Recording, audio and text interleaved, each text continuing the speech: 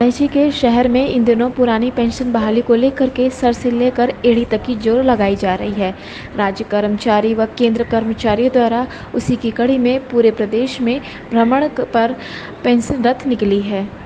जन जागरूकता और सरकार का ध्यान आकर्षण कराने हेतु अन्य जनपदों में भ्रमण करते हुए वाराणसी जनपद के नमो घाट राजघाट से सैकड़ों की संख्या में उपस्थित केंद्रीय और राज्य कर्मचारी संयुक्त मोर्चा के संयोजक शशिकांत श्रीवास्तव, जिला अध्यक्ष राज्य कर्मचारी संयुक्त परिषद नारदन, रेलवे मेस यूनियन मंडल सचिव सुशील कुमार सिंह के अगवानी में पेंशन रथ के साथ साथ आए नेता GN से विष्णु तिवारी, ND द्विवेदी आदि लोगों ने नारे लिखी तख्तियां और नारेबाजी करते हुए सैकड़ों की संख्या में 2 पहिया व 4 पहिया वाहनों के साथ जुलूस की शक्ल में शहर में प्रवेश किया।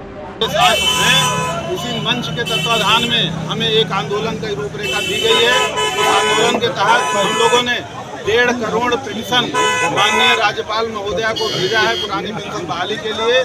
उसी के साथ 21 मार्च को हम लोगों ने पूरे भारतवर्ष के सभी जिला मुख्यालयों पे एक दिवसीय धरना दिया। 21 अप्रैल को गेट मीटिंग के माध्यम से सभी को जागरूक किया।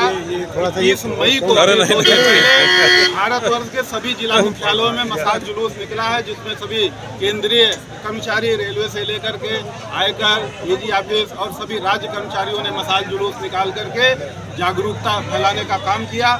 उसी क्रम में 21 जून को पूरे प्रदेश जितने भी राज्य हैं, राज्य की सभी राजधानियों में राज्य स्तरीय रैली है, जिसमें लखनऊ में भी रैली है, जिसमें कम से कम 10 लाख कर्मचारी पेंशनर्स और हमारे सभी साथी उपस्थित होंगे।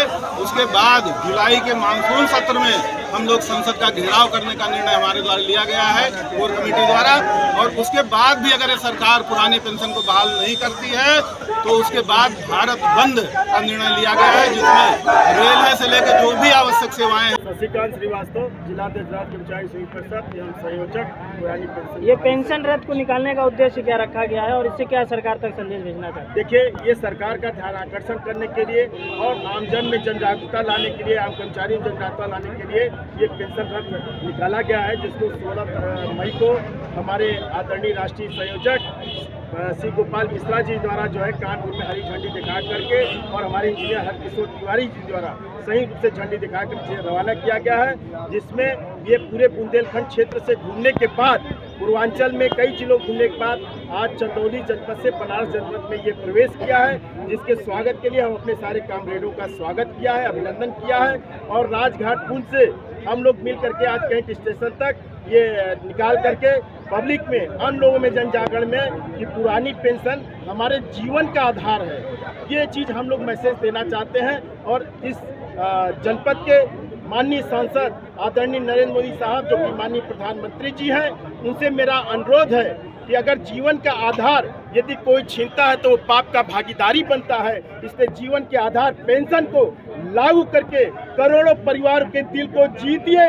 और ये जीवन मरण का प्रश्न है, नहीं तो फिर हम लोगों से कोई अपेक्षा मत करिएगा, क्योंकि 2014 के पूर्व आपने लिखित रूप से आपके लोगों ने आश्वस्त किया था, माननीय योगी जी ने आश्वस्त किया था, माननीय राजनाथ सिंह जी ने आश्वस्त किया था कि मेरी सरकार बनेगी तो हम पुरानी पेंशन बहाल करने की ओर, दिशा की ओर कदम उठाएंगे। लेकिन अब ये हमें छलावा लग रहा है। उस छलावा बताइए।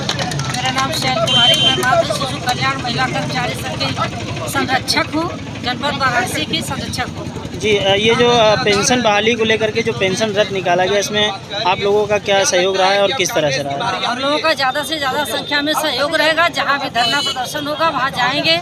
पुरानी पेंशन बहाली के लिए प्रयास करेंगे, नहीं पुरजोर प्रयास है।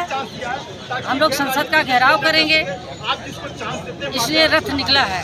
तो और ये रथ कहाँ से निकला और कहाँ से होते हुए कहाँ तक आया है? ये कानपुर से रथ निकला है, अन्य जिलों से होते हुए बनारस जनपद में आया है। इलाहाबाद, मिर्जापुर, कानपुर, भदोही, चंदौली से होते हुए बनारस जनपद में आज आया है। आप महिलाओं की तरफ से कुल कितने की संख्या में इसमें शिरकत की गई है? हम कम से 150 से 200 की संख्या में शिरकत करते हैं। आगे किस प्रकार रणनीति होगी और किस तरह लड़ाई लड़ी जाएगी? जैसे निर्देश होगा संगठन का, उस हिसाब से हम अपना पालन करेंगे। जैसा कि 4 से 5 प्रदेशों में बहाल की जा चुकी है।